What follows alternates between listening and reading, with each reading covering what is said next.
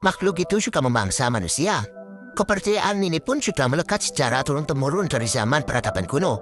Walaupun sebagian dari mereka tak pernah melihat Osi, mereka tetap percaya bahwa Osi adalah makhluk yang mengerikan dan juga berbahaya. Kemudian, cerita akan beralih ke sekelompok orang berusia remaja yang terlihat membawa senjata api dan sedang menuju ke tengah hutan. Ternyata, mereka semua adalah satu saudara yang dikomandoi oleh ayah mereka sendiri yang bernama Maxim. Maxim mengatakan kepada anak-anaknya bahwa hari ini adalah hari yang sangat spesial, sebab mereka akan memburu makhluk legenda atau Osi yang kemunculannya hanya puluhan tahun sekali. Mereka semua pun bersemangat untuk memburu para Osi ini karena akan menjadi sebuah penghormatan apabila mereka berhasil membunuhnya. Setibanya di tempat tujuan, Maxim mendatangi anak wanitanya yang bernama Yuri dan mengatakan bahwa dia akan melihat Osi kali ini yang tak dipercayainya. Ternyata, Yuri tak mempercayai legenda dari Osi sebab dia yang tak pernah melihatnya semenjak dari kecil. Sementara itu, di area hutan, diperlihatkan beberapa Osi yang sedang mencari makanan dari hewan ulat. Di samping itu, diperlihatkan juga bayi dari Osi yang juga ikut mencari makanan. Ketika anak dari Osi itu mengejar ulat yang akan dimakannya, datanglah pasukan dari Maxim yang siap memburu mereka. Beberapa tembakan pun mulai dilepaskan oleh anak-anak dari Maxim. Mereka semua mencoba membidik para Osi yang sedang berada di atas pohon. Namun, karena mereka tak berpengalaman dalam menggunakan senjata, seluruh tembakan yang dilepaskan pun tak ada yang mengenai Osi. Pada akhirnya, seluruh Osi pun berhasil melarikan diri dan pergi dari sana.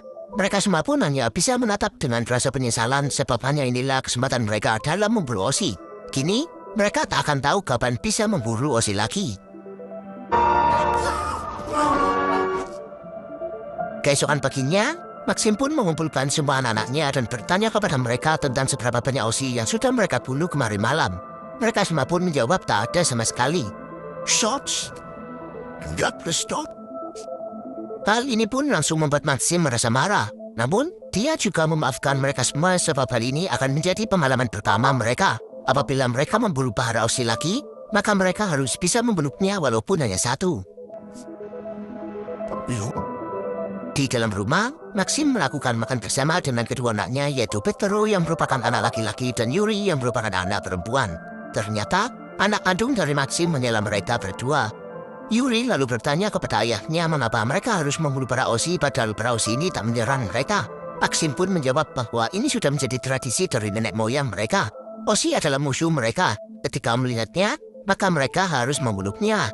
Mendengar jawaban itu, Yuri pun merasa tak tega sebab para Osi ini terlihat tak berbahaya. Dia pun lalu memutuskan untuk pergi ke tengah hutan dan mencari tahu kebenaran dari para Osi.